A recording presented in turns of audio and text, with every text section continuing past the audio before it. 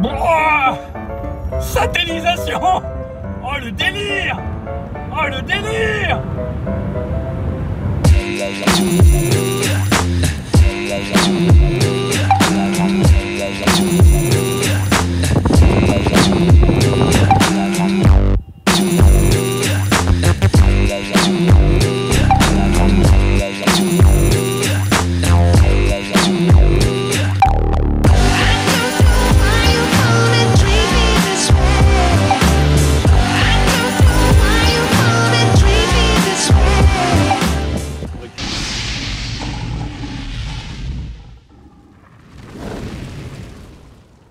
Bonjour à tous, bienvenue sur la chaîne YouTube Mécanique Sportive, c'est Nicolas. Aujourd'hui, je vous présente la voiture la plus puissante que j'essaye dans ma vie. Ça fait 33 ans que je vis sur cette planète et là, j'essaye ça. Sur la chaîne, on a essayé beaucoup de choses, hein, des Lambo, des Ferrari, des McLaren, enfin des Porsche. Mais là, on a plus de 1000 chevaux. C'est la voiture qui rend fou. J'ai emmené des copains et tout. La réaction était la même, c'est ah, waouh.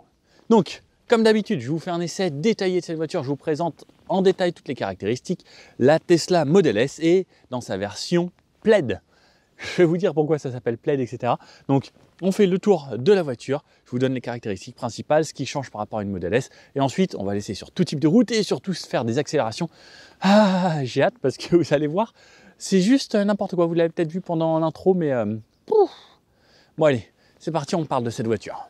Alors, la Tesla Model S, elle existe depuis 2012. Je crois que c'était en 2013 qu'elles sont arrivées en France. Aux États-Unis, les premières livrées, c'était 2012. La Model S, c'est la deuxième voiture de Tesla, puisqu'il y a eu la toute première qui était la Tesla Roadster, la première, qui était sur la base d'une Lotus Elise et qui était une des premières voitures électriques du style. Il s'en est vendu, ça valait très cher, il me semble que ça valait 200 000 €. Ensuite, il y a la Model S qui est arrivée, puis ensuite, il y a la Model 3, et ensuite, il y a la Model X qui est arrivée. Maintenant, il y a la Model Y, donc ça fait sexy, parce que Elon Musk est un petit farceur et qu'il aime bien se faire des blagues comme ça, donc sa gamme s'appelle la gamme sexy, et je trouve ça quand même très très cool.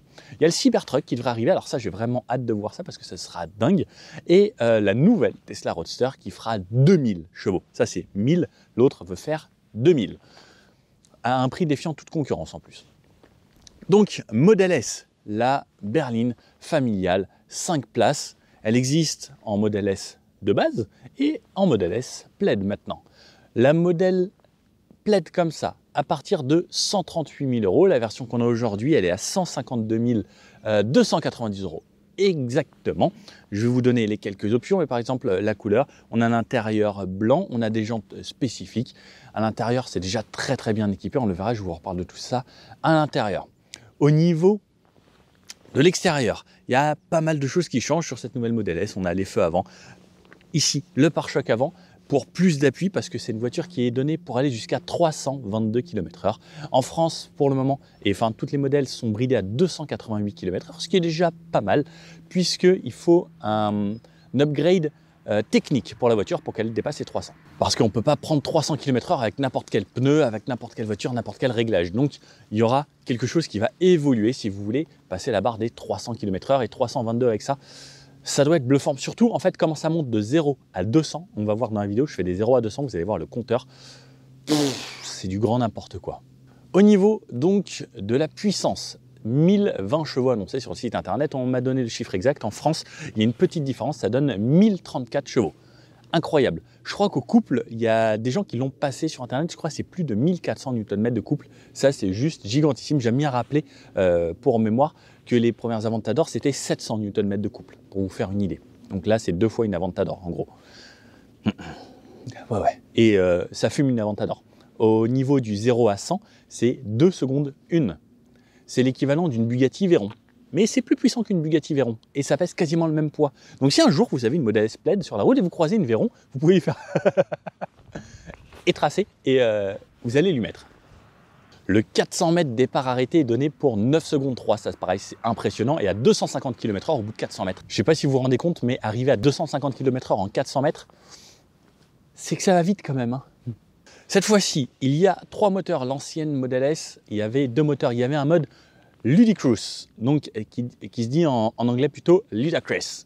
En fait, j'ai découvert pourquoi on appelait ça le mode Ludacris et le mode Plaid, puisqu'en fait, il y a un vieux film des années 80 où c'était une sorte de parodie de Star Wars. À un moment, il dit ouais, il faut qu'on passe. Il y a un vaisseau qui s'en va, et ils disent il faut qu'on passe le vaisseau en mode Ludacris. Ils sont là genre Ludacris, waouh. Ils passent en mode Ludacris et après ils vont encore plus vite. Et quand ils passent le vaisseau, l'autre il dit oh, ils sont passés en mode Plaid. Et c'est ça en fait qui a fait le nom Ludacris et Plaid pour les Tesla, parce que c'est en fait ça sort de ce film. Elon Musk est un grand gamin. J'adore ce mec. Toujours les petites options avec le coussin péteur, on peut faire la cucaracha à l'extérieur de la voiture, il y a des haut-parleurs à l'extérieur. Avec mon téléphone, je peux parler dessus, ça reproduit en dictaphone ce qui se passe, en mégaphone ce qui se passe dans mon téléphone à l'extérieur. Enfin, il y a toujours l'animation de nuit où la voiture fait le coffre qui s'ouvre, les portières, les fenêtres, etc. Ça, ce qu'il y a sur toutes les Tesla, c'est trop marrant. Au niveau du CX, on retrouve un CX de 0,208. Il me semble que celle qui avait le meilleur CX avant, c'était la Mercedes EQS avec un 0,21. Et là, ils sont un tout petit peu en dessous, 0,208. Ah, ça près, quoi. Mais voilà, on aime bien se battre dans l'automobile avec des petits chiffres. Qu'est-ce qu'il y a d'autre d'assez impressionnant? Le moteur. Les moteurs sont entourés d'une cage en carbone. La cage en carbone permet d'alléger les moteurs, puisque là, la voiture fait 40 kg de moins que la Model S de base, enfin l'ancienne Model S. Là, il y a 3 moteurs, donc on rajoute un moteur et on fait 40 kg de moins. C'est entouré d'une cage carbone qui permet d'avoir plus de rigidité et également de pouvoir monter le moteur encore plus haut. Le moteur monte jusqu'à 20 000 tours minute. Avant, c'était entre 10 000 et 15 000 tours minute. On retrouve également un mode piste, comme on peut trouver sur les modèles performance, la Model 3 Performance par exemple, Model Y Performance, et on a également le mode piste sur cette version. On peut gérer la répartition entre l'arrière et l'avant, on peut passer en 100% traction ou en 100% propulsion. Si vous voulez faire du drift, c'est possible avec cette voiture, mais avec beaucoup de couple. Alors malheureusement, on n'aura pas les 1034 chevaux à l'arrière ou à l'avant, puisque en fait c'est une combinaison de tous les moteurs, donc le moteur avant plus les deux arrière, qui font que ça donne 1034 chevaux, mais on aura quand même plus de puissance lorsqu'on passe tout à l'arrière que si c'est juste une traction. Au niveau des dimensions de cette voiture, elle fait 5,02 m de long, 1,99 m de large, c'est juste gigantesque. Quand je l'ai passé chez moi, au portail c'était très juste, donc si vous avez un petit box dans Paris, ça rentrera pas. Clairement c'est hyper large et ça fait 2,19 m avec les rétros, donc c'est vraiment très large. Au niveau de la hauteur, on est sur 1,43 m et au niveau de la garde-sol, on est sur 11,7 cm. Ça passe les deux dames plutôt bien. On a une suspension pilotée, donc ça relève la voiture lorsqu'on est en ville. Vous allez voir, lorsqu'on va faire des launch control, ça va la mettre en mode cheetah, c'est le mode guépard en fait. Elle va vraiment venir s'appuyer sur l'avant. Les roues vont rentrer dans les arches de roue pour être le plus sur l'avant et justement ne pas perdre de motricité pour garder le maximum de poids et partir et faire un launch control. Vous allez voir, c'est assez excitant avec plus de 1000 chevaux. Au niveau du poids, elle pèse 2160 kg et surtout elle peut tracter jusqu'à 1600 kg. Ça c'est quand même aussi un gros avantage de cette voiture. Nouveauté également, c'est capot pour les piétons en cas de choc avec les piétons, le capot se relève, etc. Comme Volvo sait le faire par exemple. Donc il y a quelques petites nouveautés. On verra également à l'intérieur qu'il y a quelques nouveautés. Par contre, on n'a pas la toute dernière version. Les nouvelles versions qui seront livrées aux clients en Europe, il y aura quelques petites améliorations. Par exemple, l'écran arrière sera un petit peu plus grand. Et 2-3 petites choses, pareil. Au niveau des plaquettes, il a été dit pas mal de fois que le freinage de cette Model S Plaid n'était pas forcément à la hauteur de la puissance de la voiture. Eh bien, Tesla a remédié à ça. Il va y avoir de nouvelles plaquettes avec des étriers rouges maintenant sur les nouvelles Model S Plaid et vous allez pouvoir avoir en option les freins carbone céramique qui pour moi seront indispensables si vous voulez conduire de manière sportive. Pour quelqu'un qui fait juste de l'autoroute, qui veut juste faire quelques petites accélérations de temps en temps, le freinage là sera suffisant. Par contre, si vous voulez vous amuser un peu plus souvent des routes de campagne et autres, je vous conseille vraiment l'option 322 km/h et les freins carbone céramique qui seront un gros avantage pour vous. On n'a pas parlé de l'autonomie. L'autonomie, c'est annoncé pour environ 600 km. Mais si vous roulez vraiment fort, moi j'ai dépassé les 120 kWh de consommation en mode très sportif. Mais si vous êtes en conduite normale, moi je tournais une moyenne de 22-23 avec un mix de route à 110, 90, un petit peu de ville. Avec le chauffage, il fait très froid également en ce moment. Donc c'est plutôt correct pour une voiture de 2,2 tonnes. Donc depuis 2012, on voit que la voiture n'a pas forcément énormément évolué, mais quelques petits détails. Ces nouveaux feux ici, feux matriciels, des feux qui détourent, et on peut voir même pendant l'animation de nuit, en fait ça met des barres, c'est assez marrant. Donc feu un petit peu plus affiné, redessiné avec la signature de jour. Ici, les clignotants qui sont intégrés. À l'intérieur, on a également des petits endroits ici qui s'allument si on veut s'amuser, et les anti-brouillards. On a bien sûr du full LED sur cette voiture. On a les capteurs de parking. On retrouve pas de caméra 360 sur les Tesla, donc pas de caméra à l'avant. On a la caméra là-haut, là pour toutes les aides à la conduite. On a la caméra ici dans les ailes, mais on ne les a pas dans les rétroviseurs. Alors ça c'est peut-être le petit point négatif de ne pas avoir de caméra 360, surtout sur une grosse voiture comme ça, et surtout une voiture qui vaut aussi cher. Mais c'est vrai qu'il y a toutes les aides à la conduite, ça détecte plein de choses. J'aurais bien aimé quand même les caméras 360. Logo Tesla qu'on retrouve ici, comme d'habitude. On retrouve un coffre à l'avant. Pour ouvrir ce coffre, il faut absolument passer soit par l'intérieur de la voiture, soit par l'application téléphone. L'application téléphone, surtout qui est votre clé, votre iPhone sera votre clé. Chaque fois que vous approchez de la voiture va se mettre à s'ouvrir et ensuite vous allez pouvoir rentrer. Il y a une nouvelle application bêta également pour la boîte de vitesse. Ça, je vous montre ça à l'intérieur. Vous allez voir, il n'y a plus de boîte de vitesse. Pare-choc ici redessiné pour plus d'appui aérodynamique et surtout il a été rigidifié parce qu'à 300 km/h quand ça appuie, eh bien je ne vais pas le faire, mais je pense que je pourrais même monter ici debout. Le fait que le pare-choc ne tombe pas, ce serait une bonne chose. On retrouve toujours sur les côtés les petites entrées d'air ici pour le côté aérodynamique et toujours un petit peu plus d'efficience. Et c'est ça qui joue aussi sur le CX de cette voiture 0208. Sur le côté, on reconnaît bien sûr la modèle S. Donc il existe la modèle 3 qui est ça mais en beaucoup plus compact. La modèle Y qui est une modèle 3 mais surélevée. Et ensuite la modèle X qui est bien plus grosse avec les portes à l'arrière qui s'ouvrent vers le haut. Celle-ci, simple berline, des portes traditionnelles, les poignées affleurantes ici. Donc dès qu'on s'en approche, hop, ça ouvre. Donc je peux glisser ma main dedans et ensuite ouvrir ma portière. Aujourd'hui, dans cette config rouge, on peut voir également qu'il n'y a sur les plaids pas de chrome, c'est un déchromage et tout en noir avec une sorte de black pack. Et surtout l'intérieur blanc, comme ça vous allez voir le blanc et blanc de blanc avec cet intérieur rouge, c'est ma config idéale. Sauf que j'aimerais bien les jantes en alu plutôt que noir comme ça. Et là, ce serait le rêve pour moi cette voiture. Ici, on retrouve les caméras sur les côtés qui donnent l'angle mort et qui permettent également à la voiture de voir ce qui se passe derrière. On retrouve également des caméras ici pour voir ce qui se passe sur le côté et à l'avant, plus les caméras à l'avant qui sont un petit peu partout pour détecter les camions, les voitures et autres pour avoir à la conduite de niveau 2. Et surtout aux États-Unis, on peut vraiment laisser la voiture conduire, elle prend les sorties d'autoroute, elle s'arrête au feu. En France, on n'a pas encore le droit. Ça, c'est un petit peu dommage parce que ça se débrouille plutôt bien. Sur le côté, quelque chose de très simple, des lignes ultra fluides et des jantes en 21 pouces. On a du 295 à l'arrière, ce qui est juste gigantesque. Et à l'avant, on est en 265 à l'avant. Pour vous faire une idée, une Porsche GT3, c'est du 265 à l'avant également. Donc, ça devrait quand même bien coller la route, surtout avec des jantes en 21 pouces. Autre chose, c'est qu'on a un amortissement piloté. La voiture va pouvoir régler la hauteur de caisse, surtout à l'avant lorsqu'on va faire des launch control, comme je vous disais. Et ce qui est assez bluffant, c'est que quand on fait des gauches-droites, des appuis, etc., la voiture reste à plat. C'est juste hallucinant. Et quand je passe un dos d'âne, c'est hyper confort. Je pense que c'est une suspension les mieux travaillées, parce que quand elle passe en mode sportif, elle reste quand même confort. Et ça, c'est incroyable parce que souvent, soit on a un bout de bois, soit on a une voiture très confort, mais c'est rare les voitures qui savent faire les deux en même temps. De ce côté-là, on a la trappe de recharge. On pourra recharger ici jusqu'à 250 kW. On ira sur un superchargeur Tesla. Ce qui est bien, c'est que quand on a une Tesla, on a son application.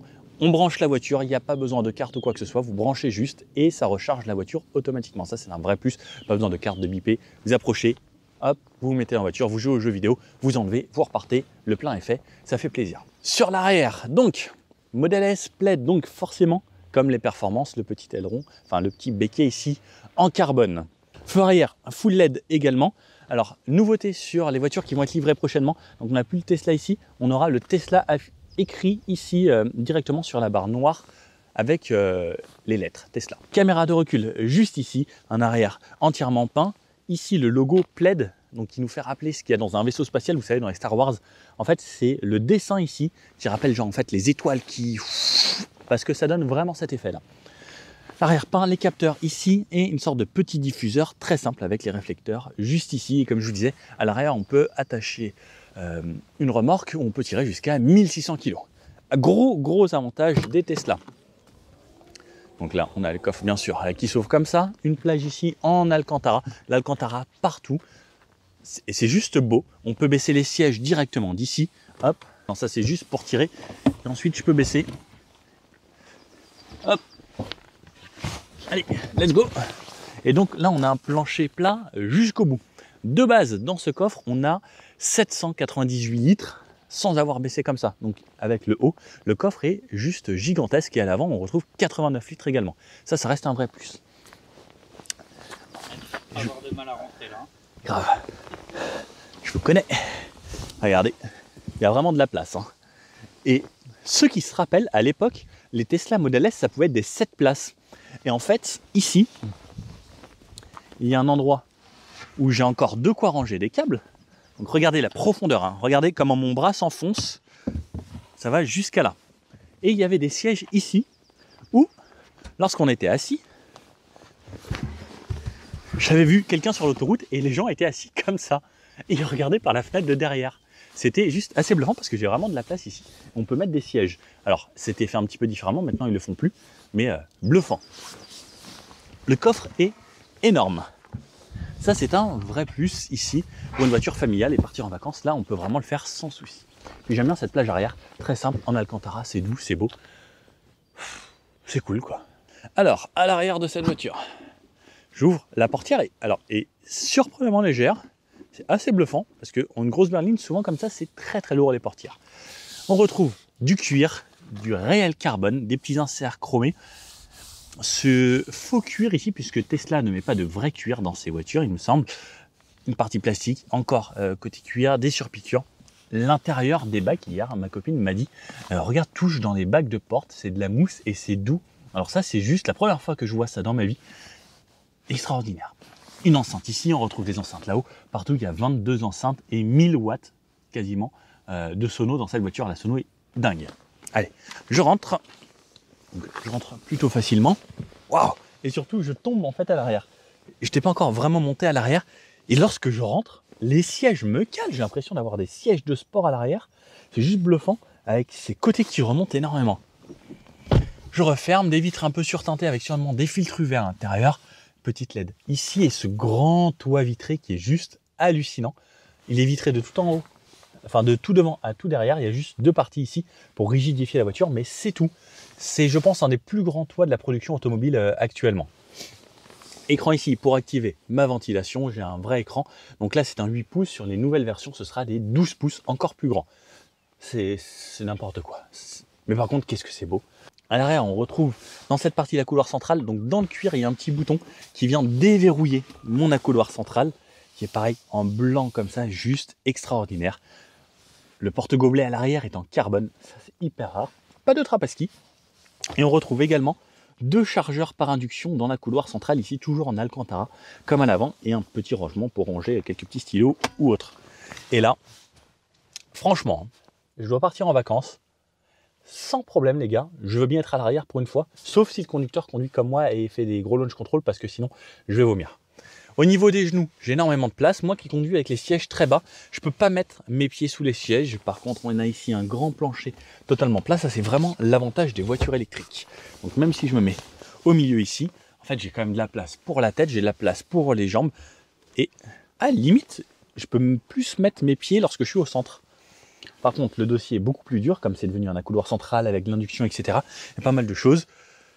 Mais au niveau des genoux et autres, je suis quand même vraiment bien installé. L'assise est correcte, elle est assez confort, mais juste le dossier sera pas forcément le plus confort. Mais sur les côtés, on est vraiment bien maintenu. Sur les côtés, on a également fixation ISOFIX et Top Taser avec un petit truc qui se relève. C'est franchement bien fait. Et au niveau de la qualité perçue, perso, j'ai pas grand chose à dire parce que c'est quand même très joli. Le cuir est d'une douceur. C'est waouh, même ces parties-là, enfin, tout est doux, tout est agréable. Tout en Alcantara, là, sur le ciel. C'est, franchement, très très bien. Allez, je vous montre maintenant l'avant, je vous fais découvrir l'avant de cette Model S Plaid. Bon, regardez, donc le cuir ici, le carbone, que je trouve super beau, en mat comme ça, mais mat satiné. Petite touche chrome.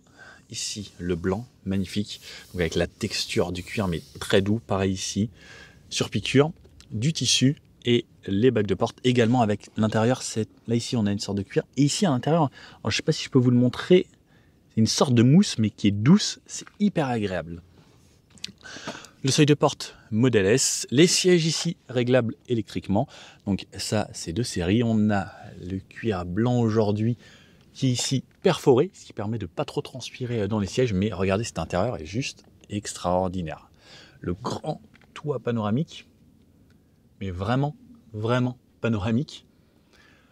Le volant, donc on tombe sur le yoke ici. Alors j'adore ce point de vue. Enfin, à chaque fois en vidéo, je trouve ça juste extraordinaire. L'impression d'avoir un concept car face à moi. Les deux pédales, pédalier alu là-bas.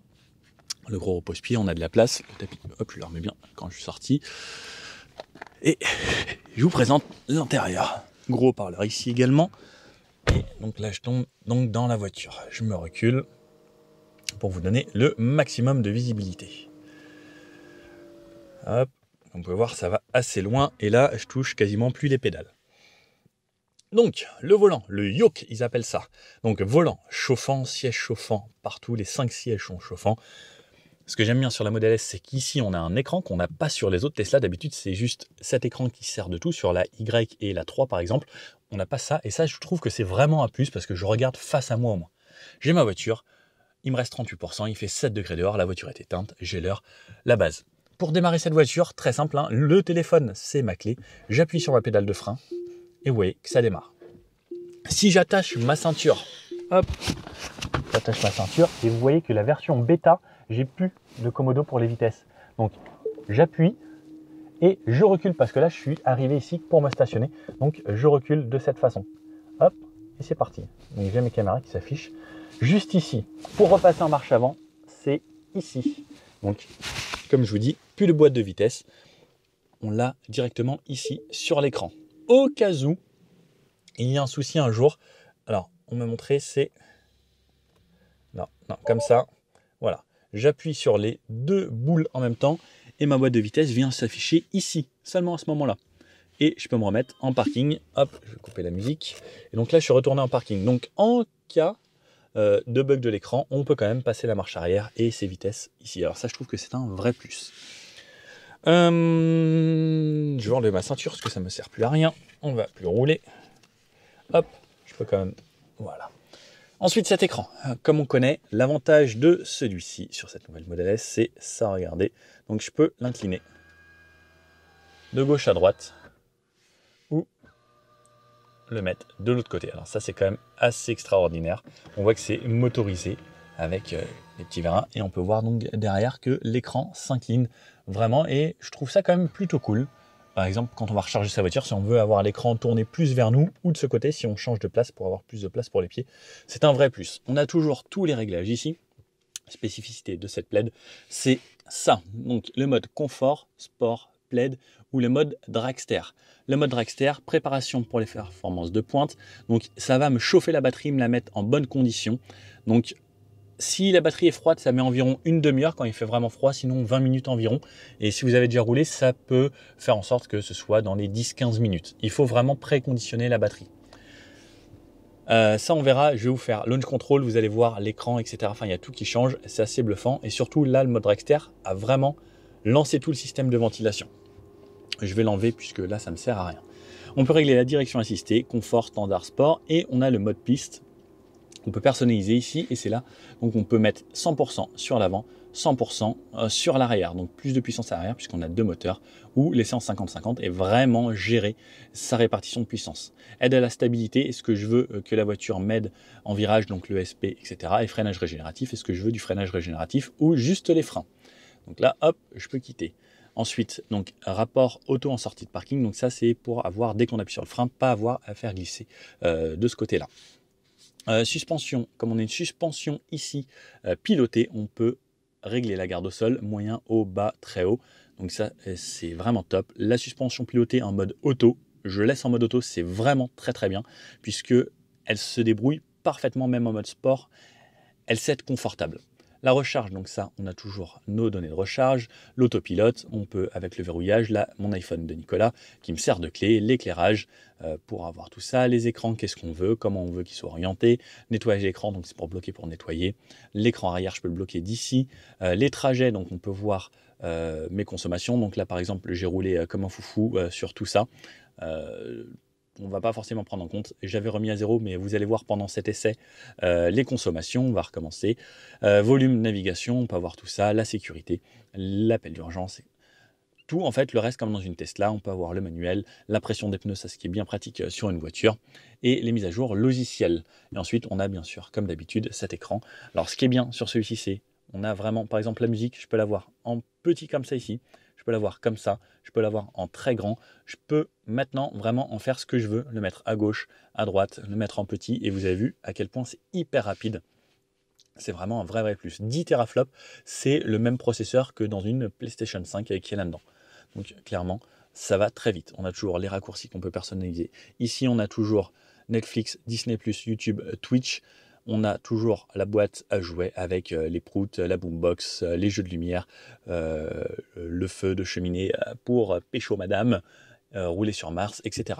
La carte, hop, donc ça, je rebaisse. La carte toujours aussi réactive, enfin même là, c'est juste waouh, avec toujours Google Maps. Donc là, par exemple, je suis ici dans la forêt de Sénart.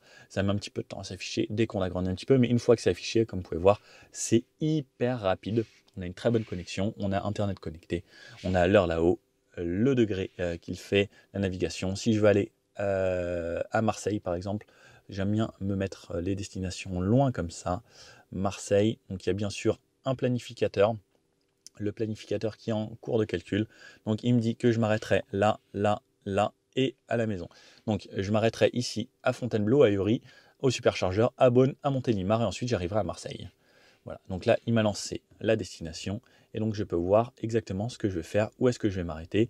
Si j'appuie à chaque fois, ça me met le prix au kilowattheure, combien ça coûte, s'il y a à manger, etc. Donc c'est quand même vraiment très cool. Là par exemple celui-ci, pareil, on a tout avec l'adresse exacte, c'est vraiment bien. Au niveau de la sono, on a 22 haut-parleurs dans la voiture, à peu près 1000 watts il me semble, 990 watts, c'est juste extraordinaire. La climatisation, donc pour l'activer, j'appuie ici. Pour avoir le menu climatisation, je prends mon menu clim ici et je le monte vers le haut et ça me fait apparaître tout le menu climatisation. Comme d'habitude, on peut toujours gérer. Donc si j'ai ici avec le doigt, est-ce que je veux plus écarté, moins écarté, etc. Donc ça c'est quand même assez stylé. La puissance de ventilation, on a bien sûr le auto. J'ai volant chauffant, pare-brise chauffant ici. Est-ce que je veux du chaud, du froid, mes sièges chauffants sur 3 positions. Je peux même régler l'arrière, siège chauffant pour l'arrière. Donc ça j'adore à chaque fois que ça les mette en blanc directement. Hop, on a 3 positions à chaque fois pour l'arrière également. C'est quand même super cool. Donc je peux tous les activer juste ici ou éteindre l'arrière directement. L'arrière est géré également par son petit écran qui se trouve juste là. Hop, ça c'était pour la clim, les sièges chauffants. Le volume, je peux régler le volume ici également. Donc là, il n'y a pas de musique, j'ai mis en pause. Les réglages de la voiture à chaque fois, le raccourci de ce côté-là. Voilà, on a tout. Je peux ouvrir le coffre d'ici directement. Coffre, hop, et là, il s'ouvre. Et je peux le refermer également juste ici. Je peux ouvrir ma trappe de recharge également et le coffre avant. Le coffre avant, par contre, lui, ne se referme pas parce que c'est comme un capot de voiture traditionnel. Voilà, là, vous avez vu à peu près tout. Double chargeur par induction ici, comme d'habitude. Toujours de l'Alcantara, parfait. Le warning, juste ici. Alors ce que j'adore là, c'est cette console centrale ici. Alors regardez, c'est pareil, c'est beau, c'est le cuir blanc et du carbone véritable. Première chose, j'ouvre à fond. Donc double porte-gobelet ici, rangement ici avec petite mousse et je peux refermer à moitié si je veux que le porte-gobelet. Je peux ouvrir à fond. Et autre chose que j'adore, c'est ça. Regardez, et là je me retrouve avec un autre bac en score et je peux faire ça. Là c'est vraiment cool. Et pareil, je peux toujours refermer juste ça si je veux avoir le grand compartiment directement. Ou juste me remettre ça et ça. C'est quand même très cool. En dessous, j'ai encore un autre rangement ici.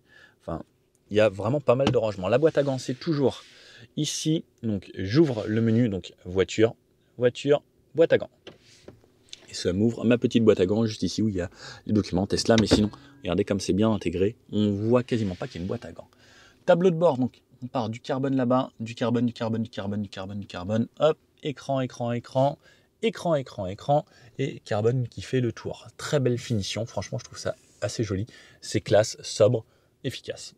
Du sorte de cuir aussi sur le haut, surpiqué ici. Et la simplicité dans cette voiture. Et ce yoke. Des fois on l'oublie, on se dit ah ouais c'est vrai.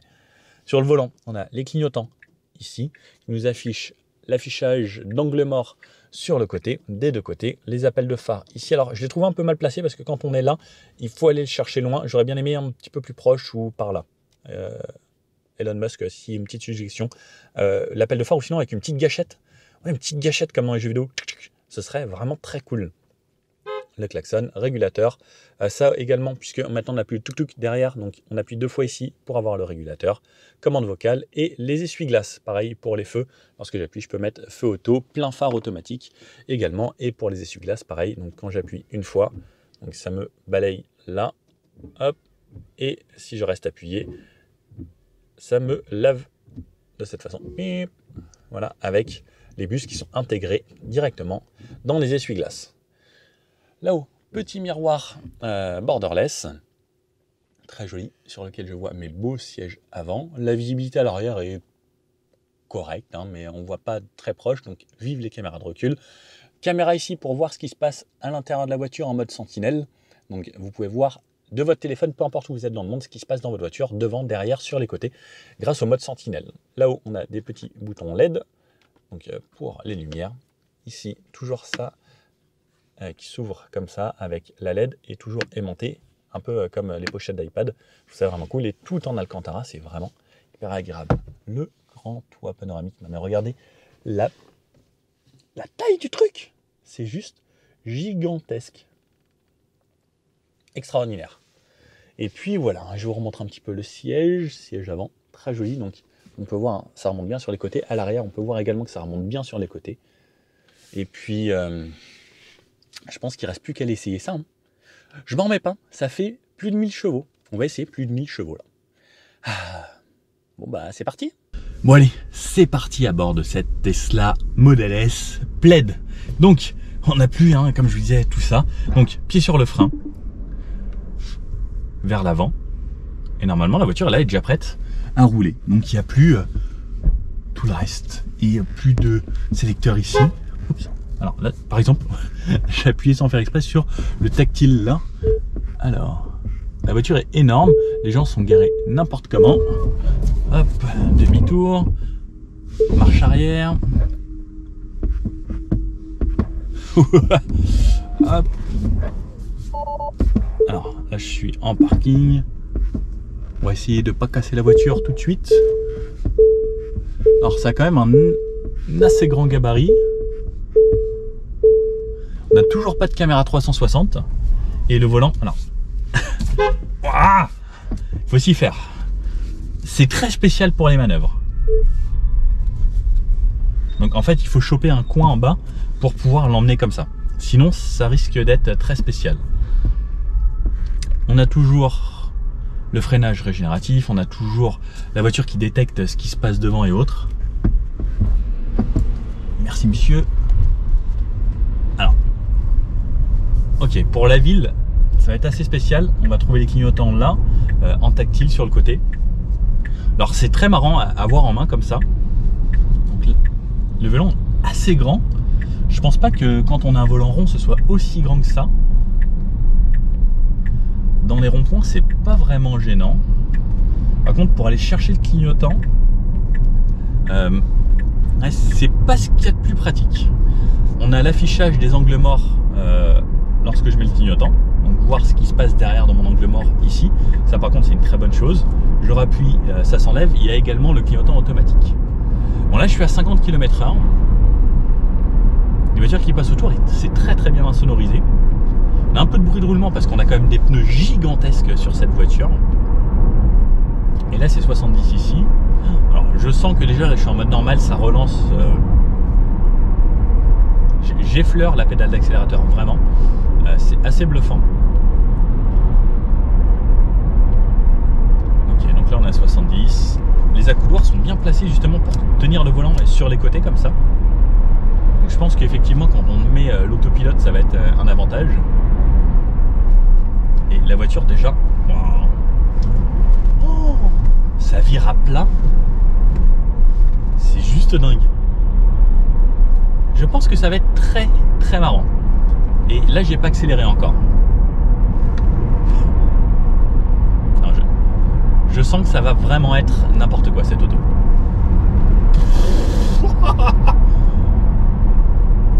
Non, ça va être ridicule. Là, quand on va faire les grosses accélérations, ça va être assez bluffant. 1020 chevaux, je sais pas si vous vous en rendez compte, mais 1020 chevaux, c'est juste extraordinaire. Alors, ce qui est bien, c'est que je peux m'insérer très facilement. Par contre, les clignotants, voilà, c'est lorsqu'on va être comme ça, il faut s'y faire. Je pense que c'est vraiment un coup de main à prendre, et surtout quand il est en bas ou de l'autre côté, c'est un peu spécial. On a quand même l'airbag dans le volant, à savoir aussi. Ça accélère très fort. Ça accélère très fort. Et là, je suis vraiment dans le mode tranquille. C'est ça le pire. Le GPS, bah, on peut difficilement faire mieux. Hein. L'écran, on a un écran, c'est 17 pouces ici. C'est l'écran d'un PC portable, clairement, et d'un bon PC portable, avec une grosse résolution, plus que du Full HD. Donc c'est quand même assez intéressant. Donc là, hop, à droite. Bah, je pense que le clignotant, c'est ce qui va être le plus dur. Donc là, il faut que je reste ici pour remonter, ok. Oh, l'accélération, c'est... Waouh, j'ai hâte de tester le mode full parce que...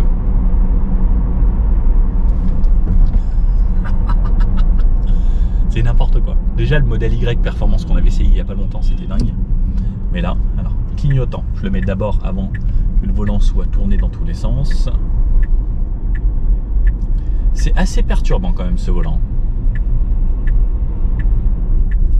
En fait, c'est surtout en virage là où il faut rechanger les clignotants. C'est un petit peu compliqué. Oh là là là là. L'accélération. Oh la vache. Bon, ce que j'aime bien, c'est que la voiture me donne toutes les infos. Hein. Il me restera 84% de batterie là où j'arriverai et autres. Ça, c'est assez intéressant. Alors là, il y a un camion qui s'est mis en plein milieu. On va bien ralentir. Ça va permettre de faire une grosse accélération.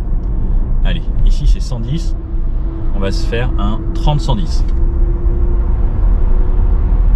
Je suis à 116 déjà. Oh la vache. C'est quoi comme machine? Alors ce qui est le plus bluffant en fait, c'est surtout le fait qu'il n'y ait pas de bruit. Donc là, je me mets mes aides à la conduite. 110 ici. Alors, donc, on a des endroits pour mettre les mains sur le bas, sur les côtés quand on a les accoudoirs. Hop. Je double hein, facilement. En fait, ce qui est bien, c'est que vous voyez quelqu'un arriver dans le rétro, vous dites « Ah, je double quand même, c'est pas grave. » Vous avez largement de quoi faire. Et donc, j'appuie 2 fois sur la commande de droite et ça m'active donc l'autopilote. Ensuite, il me reste juste à laisser les mains dessus. Donc pareil, toujours, on laisse les mains dessus. Je ne sais pas s'il y a toujours les petits hacks en mettant un poids, si ça fonctionne ou pas. En tout cas, là, ça le fait. Bon, à 110 km/h, c'est quand même très bien insonorisé. On a peu de bruit du vent. On entend un petit peu les camions, mais là, ils sont en grosse contrainte parce qu'ils sont à monter. Alors par contre, là comme on a une suspension très ferme et une voiture qui se veut quand même sportive, quand il y a des changements de ligne, etc., que la voiture le détecte, ça met des petits hop hop et on le sent quand même pas mal. Donc là, je vois toujours toutes les voitures devant, celles qui s'insèrent devant. Ce qui est bien chez Tesla, c'est qu'ils anticipent quand même assez bien avant que la voiture se mette totalement sur la ligne. Il y a d'autres voitures, ils attendent, ouh là, ça freine fort. Ils attendent vraiment que la voiture soit devant vous pour freiner. Donc des fois on est proche, alors que là, comme elle sait vraiment tout ce qui se passe autour d'elle et son environnement, bah, ça ralentit bien assez et s'anticipe et ça fait pas de freinage trop brutal. Là je suis sur un goudron un petit peu plus propre. Le clignotant se désactive automatiquement dès qu'il a vu qu'on avait changé de voie, etc. Donc ça c'est quand même plutôt cool, avec une seule impulsion. Et à 110 km/h sur un goudron propre.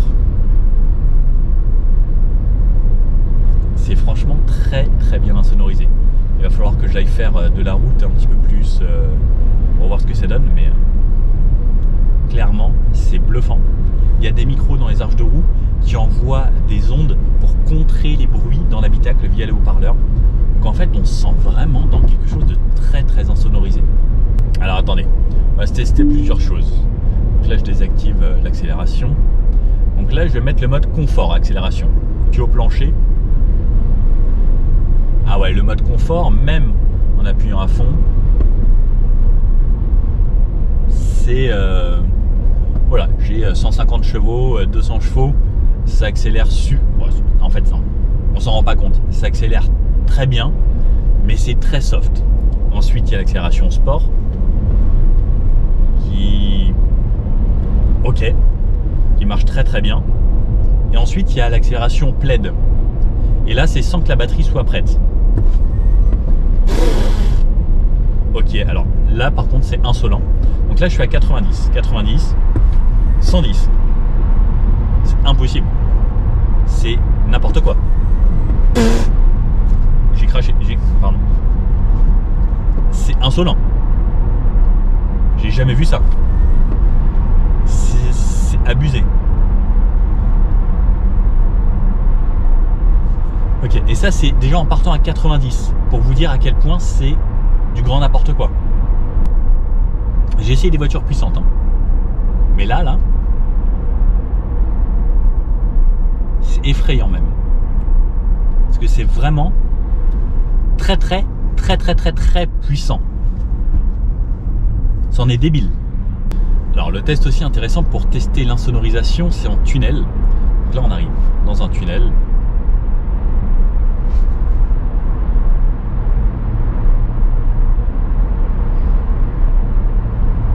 Très bien insonorisé. Il y a des camions, il y a plein de choses et c'est un petit peu remonté, donc le camion renforce un peu et en vrai c'est hyper bien insonorisé.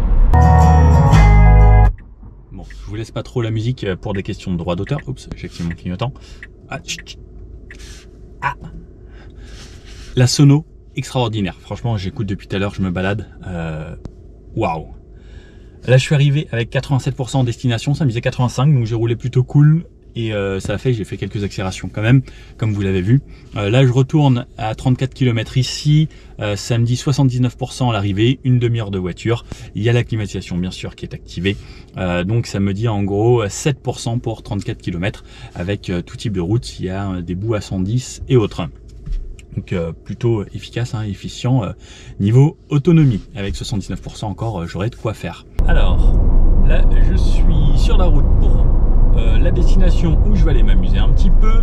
J'ai préparé le mode dragster. Donc le mode dragster, ça va être pour pouvoir faire des launch control et avoir vraiment 100% de la puissance et la batterie qui soit prête à délivrer toute la puissance. Puisque les voitures électriques, il faut que ce soit dans les meilleures conditions pour que ça puisse délivrer ce genre de puissance, parce que là on est quand même sur des puissances extrêmes, donc il faut que la batterie soit en condition. Donc là ça m'affiche 19 minutes, donc ça veut dire que là il y a une ventilation spéciale, une température spéciale qui va être mise sur la batterie pour justement pouvoir avoir le maximum de performance. Donc là c'est encore waouh, il y a la police un peu partout là, de ce que ça me dit plus loin. On va laisser l'autopilote qui gère tout, c'est quand même un vrai plus. Alors hop, il est désactivé parce que j'ai touché au frein, et là donc je peux laisser mes mains comme ça, et en gros maintenant je me laisse conduire. Là, ça baisse un petit peu de vitesse, c'est 90 ici, on se met 90. Bon alors, là j'ai une route fermée où on a une petite ligne droite, on peut se faire un launch control. Donc, surchauffe des freins, performance réduite, ah mince, pas de régulateur dynamique. Bon, j'ai activé le mode dragster, donc je peux me lancer mon launch control, pied à fond sur les freins, pied à fond sur l'accélérateur. Là, je vais vous remontrer l'animation. Ça me dit launch control en préparation. La suspension se met en mode guépard. 100. Voilà, 100 km/h. C'est tout. C'est n'importe quoi. Donc j'ai fait quelques tests accélération, freinage et autres. Et c'est vrai que les freins surchauffent très vite quand même. Il y a de nouvelles plaquettes, comme je disais, sur la nouvelle version. Ça c'est l'ancienne, mais attention au freinage. Comme c'est une voiture sympa, il y a des places, j'ai trouvé un ami. Je me suis dit, je suis obligé de l'emmener faire un tour. J'espère que ça te fait plaisir. Ça me fait super plaisir. Et moi j'ai essayé le launch control, mais il faut absolument que tu expériences ça. Donc pour un launch control, c'est très simple. Pied à fond sur le frein, pied à fond sur les gaz. La procédure se lance ici, comme tu peux le voir. Et là, launch control, elle se met en préparation. La suspension se met en mode guépard, ça baisse l'avant. Okay. Et ensuite tu lâches. Donc là on est à 130, 150, 160, 180 et on est à 200.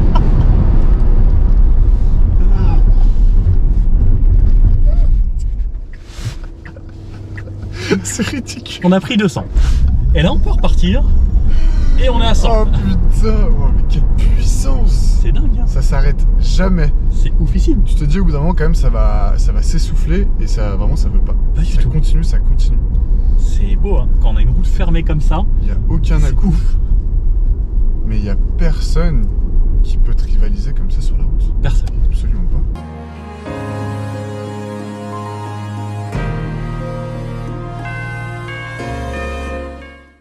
Je contrôle en préparation. La suspension se met en mode guépard. Bouah, satellisation. Oh le délire. Oh le délire. Bon, on est obligé de recommencer hein. Launch contrôle, préparation, suspension mode guépard et... C'est des 1100. Ah mais 2 secondes pour 0 à 100 avec une voiture de 5 personnes. Qui fait ça? 2 tonnes quoi. 2 tonnes 100. Wow. C'est n'importe quoi. et là tu vois on est à 60 et la reprise en fait elle est pareille. Là on est à 100, la reprise elle est pareille. T'as l'impression que tu fais quand t'es à 100, t'as l'impression de faire un 0 à 100 control, aussi. Ouais, c'est ça. T'es à 100, t'as l'impression de faire un launch control, c'est débile.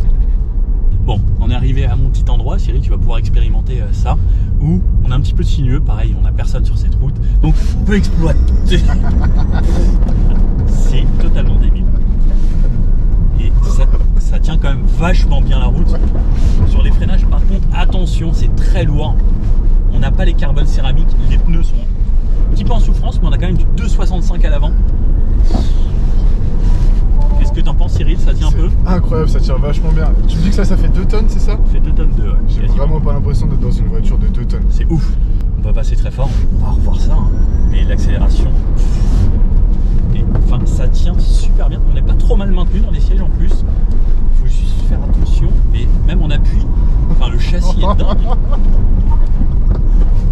Le volant, pourquoi pas en sportif, tu vois, comme ça, parce qu'on n'a pas besoin de faire des grosses manipulations. La accélération. Heureusement qu'il y a un ESP très très bien calibré. Est-ce que tu as vu? Tu le sens, ouais, tu l'as senti un peu, ouais. Que la voiture te laisse pas partir n'importe comment. Mais sinon, en fait, il y a moyen de se satelliser direct. Allez, on continue là. Je vais me diriger vers une bande de recharge. Il y a un petit bout d'autoroute ici à 130. Allez, hop. Alors déjà, quand je veux doubler, je double sans problème. Toujours, hein, je reste en mode plaid la plupart du temps. Alors, à 130.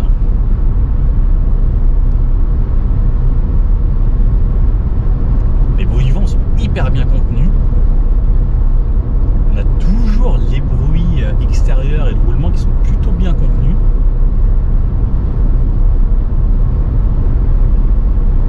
Les bruits autour, les voitures autour, c'est hyper bien isolé. Et clairement, franchement, non, je me remets mon aide. Et clairement, là, ça me donne vraiment envie de faire de la route. On est repassé sur un goudron un peu plus bruyant. Mais en vrai, franchement, ça va. Je trouve que c'est plutôt cool. Et j'ai pas l'impression que j'ai besoin de parler fort dans la voiture pour que vous puissiez m'entendre. Même s'il y avait quelqu'un, c'est hyper agréable. Au niveau de la moyenne, alors là, de où je suis parti jusqu'à là, j'ai une moyenne donc sur les 35 derniers kilomètres à 23 kWh au 100. Et la moyenne que j'avais en roulant fort, j'étais passé à 120 kWh au 100. Bon, on a fait beaucoup de launch control, on a fait les 0 à 100, le mode plaid mais max, le mode dragster qui est toujours activé d'ailleurs. J'ai laissé le mode dragster activé pour avoir la puissance maximum tout le temps. Puisque ce qu'il faut savoir, c'est lorsqu'on va utiliser le mode dragster, ça va chauffer les batteries et autres, donc ça donne la pleine puissance tout le temps. Si on l'enlève, la batterie va se remettre à la température adéquate, je pense, et ensuite si on veut le réutiliser, il faudra attendre que les batteries se remettent en bonne surtout une journée où on veut s'amuser comme ça. Par contre, effectivement, on va vider la batterie assez vite. Parce que pour vous faire une idée, alors là c'est pas du tout la vérité. Depuis la recharge, j'ai fait 172 km et là il me reste 17%. Donc clairement, j'ai un petit peu abusé. En vrai, on peut faire 450, 500 km assez facilement avec cette voiture. C'est juste que là, en fait, quand on vient d'avoir ce joujou, on a envie de s'amuser, clairement. Et les relances sont dingues. Et puis j'invite des copains et puis je suis obligé parce que, pour moi c'est ça, je fais ce métier aussi là pour le partage.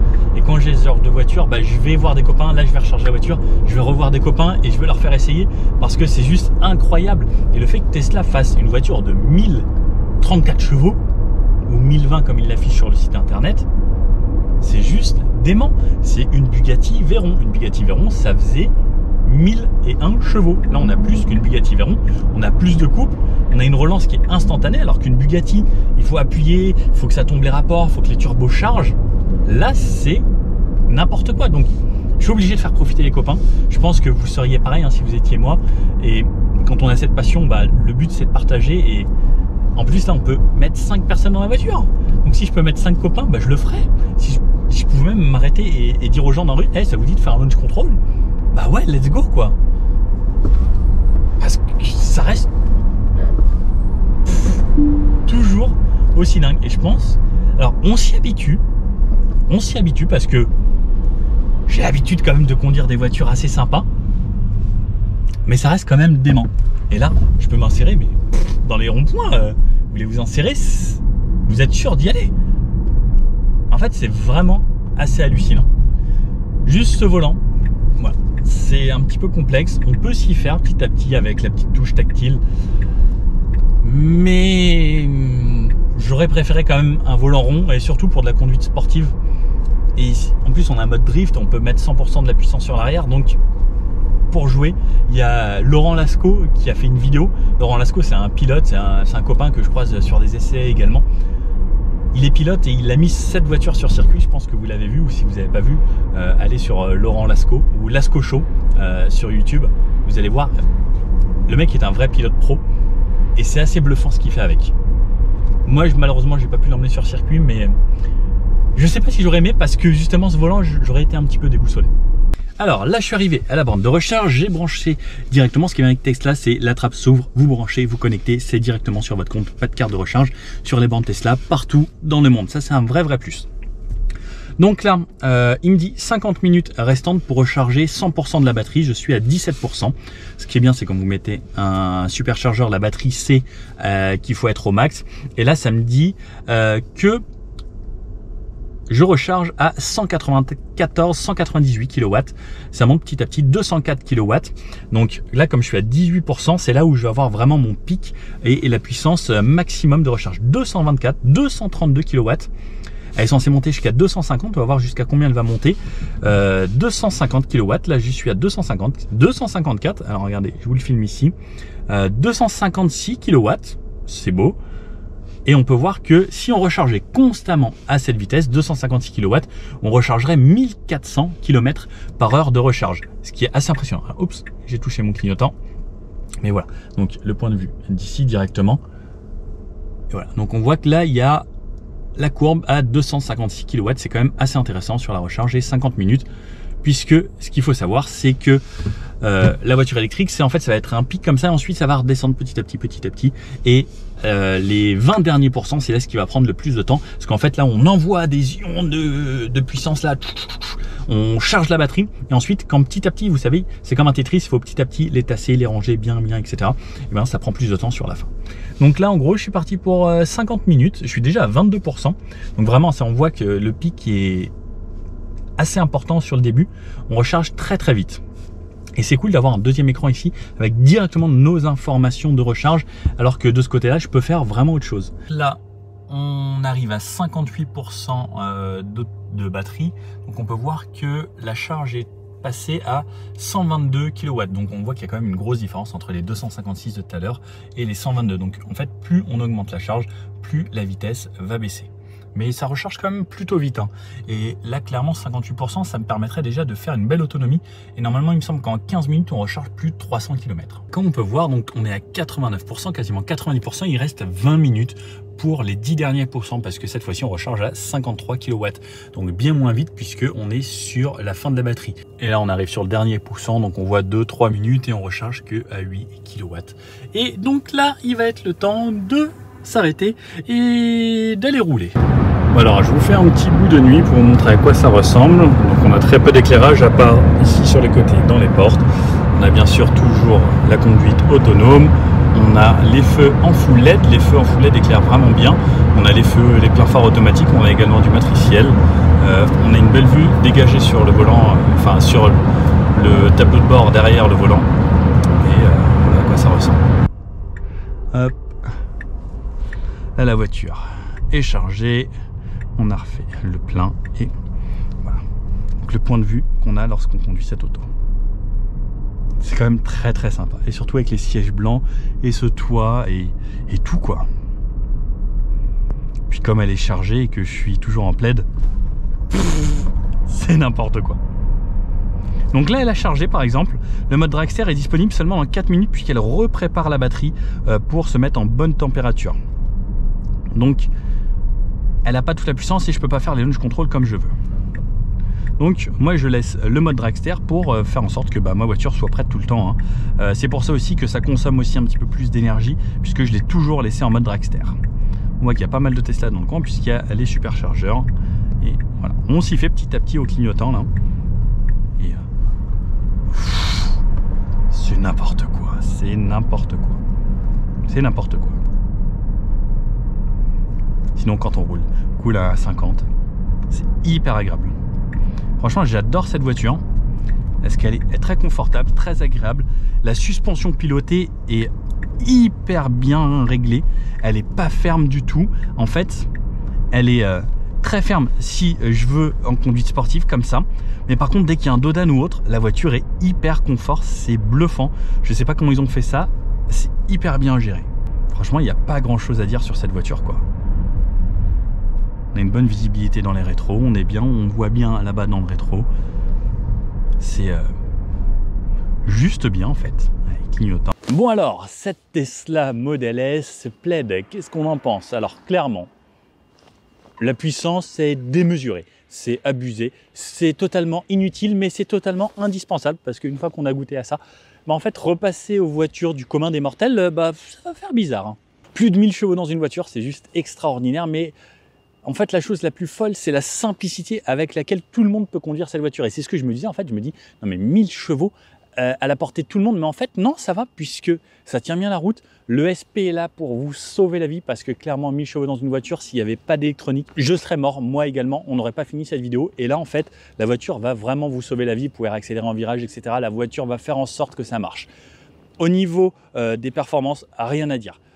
Toujours une voiture plutôt économique hein, au niveau de la consommation, comme on a pu le voir, aux alentours de 22 kWh au 100 sur un mix en faisant du 110, du 90, des bouchons, etc. Avec le chauffage, il fait très froid aujourd'hui.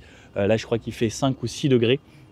Au niveau de la recharge, ça reste toujours top, hein, jusqu'à 256 kW. On a pu voir en recharge en pic.